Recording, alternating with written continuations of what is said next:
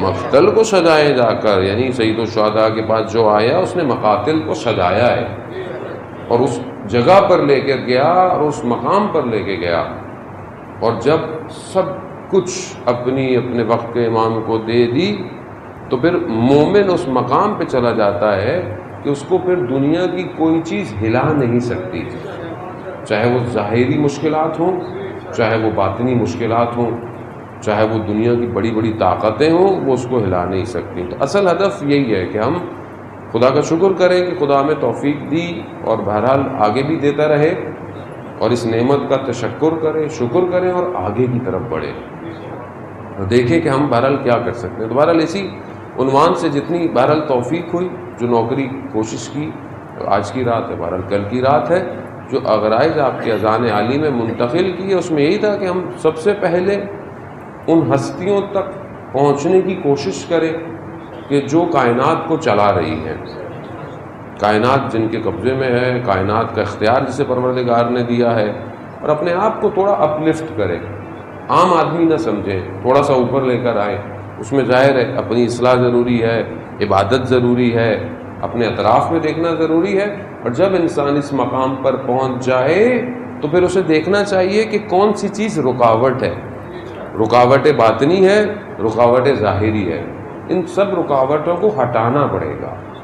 یعنی ایسا نہیں ہے کہ میں گھر میں بیٹھ کے تسبیح پڑھتا رہوں، 40 ہفتے دعا عہد پڑھتا رہوں، امام آ جائیں گے، نہیں، امام تو آئیں گے، لیکن یہ پڑھنے کے ساتھ ساتھ کیا مسائل ہیں جو امام کو نہیں آنے دے رہے، اسے کون ہٹائے گا؟ آپ بولے نہیں میں تو تسبیح پڑھتا رہوں، ایسے تھوڑی ہوگا تسبیح پڑھنے سے۔ بقول سلطان باہو تسبیح پھیری دل نہ پھریا، کی کرنا تسبیح نو پھیر کے ہو، آپ تسبیح پھیرتے رہے، دل ہی نہیں پھر رہا، یعنی کوئی ایسا ذکر جو کہ آپ کے اپنے وجود میں تحول پیدا نہیں کر سکتا، وہ ذکر معاشرے میں کیسے تحول پیدا کرے گا؟ ضروری ہے کہ ہم اپنے اذکار کو ظہور بخشیں، یعنی واقعاً آپ جب سید الشہداء یا امام کا ذکر کریں تو دنیا وہ جو نظام یزیدیت ہے وہ آپ کے وجود سے خوف کھائے، نہ کہ آدمی ہر جگہ بکتا جائے، گرتا جائے، لڑکھاتا جائے، آسان نہیں۔ عزیزان محترم، یعنی دنیا کی کوئی بھی طاقت ہو، کتنی بڑی طاقتیں ہوں، کچھ بھی ہو، بھائی اس کے مقابلے میں جو آئے گا وہ بکھر جائے گا، یعنی اتنا آدمی طاقتور ہونا چاہیے۔ کربلا یہی درس دیتی ہے کہ تھوڑے سے لوگ تھے لیکن اتنے مضبوط تھے، اتنے مضبوط تھے کہ آج کتنے سال ہو گئے، آج بھی ان کا ذکر دشمنوں کو ہلاتا ہے، اور یہی ان کا سب سے بڑا خوف ہے طول تاریخ میں، کہ یہ جو دستگاہ ہے، یہ جو دانشگاہ ہے، یہ جو یونیورسٹی ہے جو ہر سال 2 مہینے لگتی ہے، اور اس میں داخلے کی بھی شرط صرف آنسو ہے اور کچھ ہے ہی نہیں، بس آنسو بہاؤ اور آ جاؤ۔ اب یہ خوف ہے کہ یہ ایسے لوگوں کو پیدا کرتی ہے کہ یہ دنیا میں غالب آ سکتے ہیں، یہ خوف ہے عزیزان محترم۔ یعنی آپ پکچر کو بڑے کینوس پہ دیکھیں، صرف اپنے محلے، گلی یا شہر کے حساب سے چیزیں نہیں دیکھیں، پکچر کو ایک بڑے کینوس یعنی یونیورسل پلیٹ فارم میں دیکھیں کہ حسینیت کیا ہے، کیوں خوف ہے۔ اسی خوف کی وجہ سے وہ کچھ نہ کچھ کرتے رہتے ہیں، کچھ نہ کچھ کرتے رہتے ہیں، اور جب انہیں کچھ سمجھ میں نہیں آیا، کچھ سالوں، یعنی اس میں بھی کچھ سالوں میں بھی اچھے خاصے سال ہو گئے، ان کو جب سمجھ میں نہیں آیا کہ ان کو روکیں کیسے، یہ رکتے تو ہیں نہیں، کیوں؟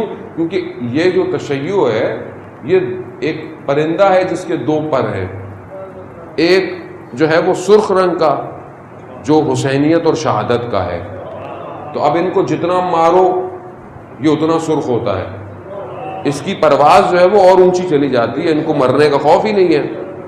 دوسرا ان کے پاس جو پر ہے وہ سبز رنگ کا، امید کا، انتظار کا، ظہور کا، جو ان کو گرنے ہی نہیں دے رہا، یعنی کچھ بھی ان کو کر لو ان کو پتا ہے کوئی آنے والا ہے۔ اب یہ جو پرواز ہے یہ اتنی اونچی ہے کہ ان کو کچھ بھی کر لو ان کو کچھ نہیں ہوتا، اور یہ جو ڈیفینیشن ہے نا تشیع کی، یہ میں نے خود نہیں کی ہے عزیزان محترم، یہ اسرائیل کا جو اسٹریٹجیکل پلانر ہے نا اس نے کی ہے، یہ فوکویاما کی جو ہے یہ اس نے پلان کیا کہ شیعہ ہے کیا.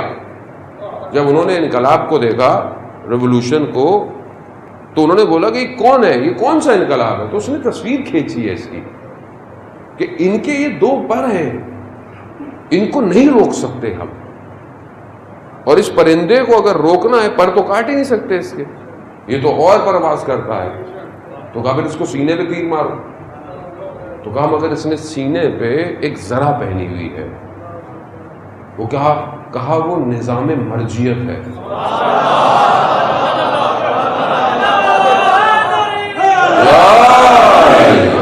وہ نظام مرجیت ہے. کیوں؟ کیونکہ یہ اس کو ڈائریکٹ کر رہا ہے. جہاں بھی فتنہ آتا ہے، فساد آتا ہے، مشکلات آتی ہیں، یہ پروں کو طاقت دیتا ہے. تو اب کیا کریں بھائی، نہ پر کاٹ سکتے ہیں نہ تیر مار. تو کہا پہ آہستہ آہستہ نفوذ کرو. جہاں پہ ان کو درس دیے جاتے ہیں، جہاں ان کی گفتگو ہوتی ہے، وہاں پر نفوذ کرو.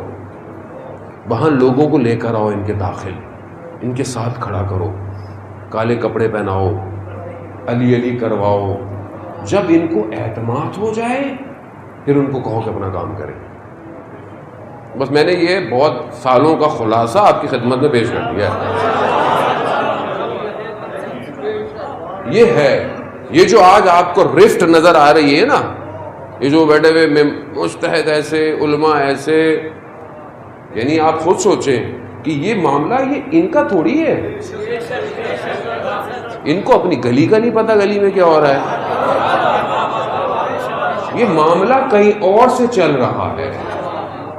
یہ سب کارندے ہیں، ان کے اپنے پاس کچھ نہیں ہے. یہ سمجھنے کی کوشش کریں، کیونکہ حسینیت ہے ایسی چیز.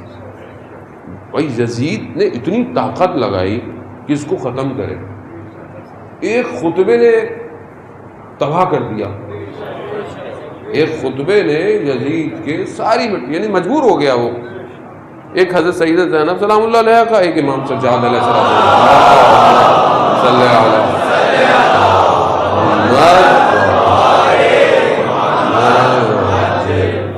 اس کو یہی تو گھبراہٹ تھی کہ کیوں اتنی اذانیں ہوئیں شام میں کہ یہ خاموش ہو، یہ آواز دبے. تو یہی تو چاہتا ہے وہ، یہ ممبر سے آواز دب جائے. یہ ان کو جگائے نہیں، بس ان کو واہ واہ کراؤ، یہ گھر چلے جائیں.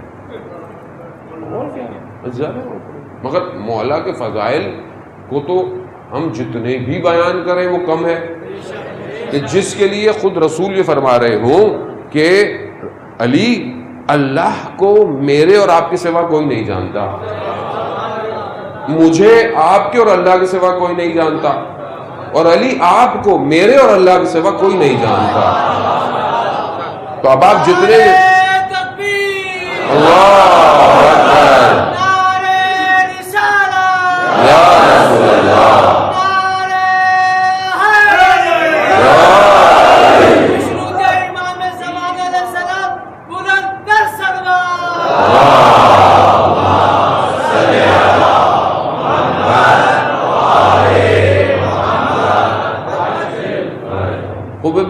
اب آپ یہ کہیں کہ جی وہ مولا کے فضائل وہ پڑھتے ہیں، مطلب ہم لوگوں کو خود بیدار ہونا چاہیے جانے محترم. یعنی ہم یہ دیکھیں کہ جو بیان ہو رہا ہے کیا یہ ہماری ضرورت ہے؟ یہ جو بیان ہو رہا ہے کیا یہ مقصد امام حسین ہے؟ کیا جو بیان ہو رہا ہے یہ ہمارے معاشرے کی ارتقاء ہے یا نہیں ہے؟ یعنی خود ہمیں ہونا چاہیے. اب دیکھیں نا، ہر عالم آ کے تو نہیں ایک ایک کو بول سکتا کہ یہ صحیح نہیں ہے، کیونکہ ہمیں تو آپ کا ٹائم تھوڑی ویسٹ کرنا ہے آ کے کہ میں آ کر آپ کو اس نے یہ کیا کہا، اس نے یہ کہا. یہ میرا کام تھوڑی ہے. میرا کام تو یہ جو ائمہ نے تعلیم فرمایا ہے، جو مجھے آتا ہے، میں آپ کی خدمت میں پیش کر دوں تاکہ قوم خود آگے بڑھے. اور یہ جو سسٹم ہے اسی سے دشمن گھبراتا ہے کہ ان ممبروں پر بیدار کرنے والے نہ آئیں، قوم سوتی رہے، قوم کو سلائے رکھو. اب یہ بات ہم اکثر میں کہتا ہوں تو بعض لوگوں کو بری لگ جاتی ہے.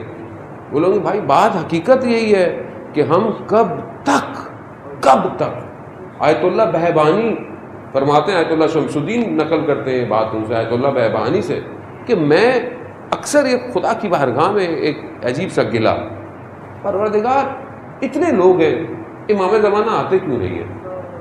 امام زمانہ آتے کیوں نہیں؟ کہا میں زیارت پہ گیا کربلا اور حرم میں مشرف ہوا، اور وہاں بھی میں نے زیارت کی، دعا کی، اور وہاں بھی میرے اندر یہی کہ امام کیوں نہیں آتے؟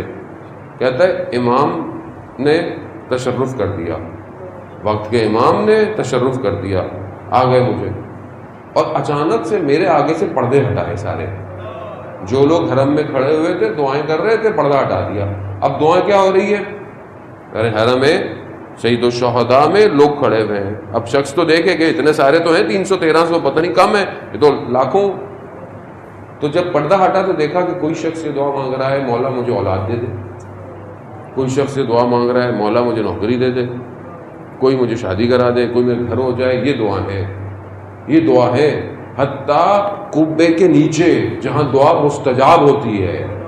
تو امام خود فرماتے ہیں آیت اللہ بہبہانی سے، دیکھو یہ وہ جگہ ہے جہاں دعا مستجاب ہوتی ہے، میرے ظہور کی کوئی دعا نہیں مانگ رہا۔ محترم یہ آج جمعے کا دن تھا، گزر گیا متوقع ظہور کا دن، کتنا میں پریشان ہوا۔ میں نے وقت کے امام کی زیارت پڑھی آج جو جمعے کے دن پڑھی جاتی ہے، میں نے دعائے نطبہ کھولی، تو جب میں کچھ نہیں کر رہا تو میں دوسروں سے کیا توقع رکھوں؟ کیسے امام آئیں گے؟ عزیزان محترم، یہ معاملہ دنیا کا کب سمٹے گا، کب سمیٹا جائے گا؟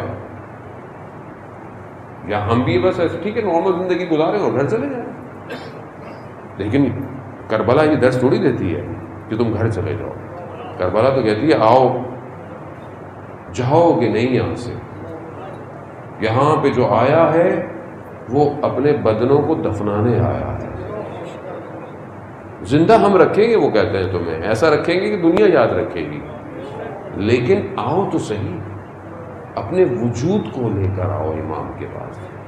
تو عزیزان محترم، بہرحال اسی ذیل میں ہمیں ہوشیار رہنا چاہیے۔ محرم ہے، ماہ محرم میں فتنوں سے ہوشیار رہیں۔ ابھی تو بارش نے سارے فتنوں کو بھی دبایا ہوا ہے، آج کل اوپر والے نے بھی بڑا نظام چلایا ہوا ہے اپنا کہ زیادہ لوگوں کو ہرجی نہ ہو۔ ابھی فارورڈ میسج بھی وہ گاڑیاں ڈوبی ہوئی ہیں، پانی بہہ رہا ہے، یہی ہو رہے ہیں۔ یہ نہیں ہوتا تو یہ قوم پھر کوئی نہ کوئی فتنہ